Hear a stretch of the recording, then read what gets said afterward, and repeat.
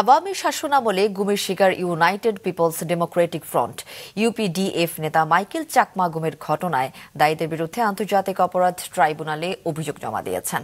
সকাল ৯টায় তিনি ট্রাইব্যুনালে চিফ প্রসিকিউটর কার্যালয়ে যান। সে সময় তার সঙ্গে ছিলেন আলোকচিত্রী শহীদুল আলম ও তার স্ত্রী অধ্যাপক রেহনুমা আহমেদ। ২০১৯ সালের ৯ এপ্রিল নারায়ণগঞ্জের কাঁচপুর এলাকায় সাংগঠনিক কাজ শেষে ঢাকায় ফেরার পথে মাইকেল চাকমা গুমের শিকার হন। সরকারের পতনের পর গত ৭ই আগস্ট অবরুদ্ধ দশা থেকে মুক্তি পান মাইকেল চাকমা। ওই দিন ভোরের দিকে চট্টগ্রামের একটি স্থানে তাকে চোখ বাঁধা অবস্থায় ছেড়ে দেওয়া হয়।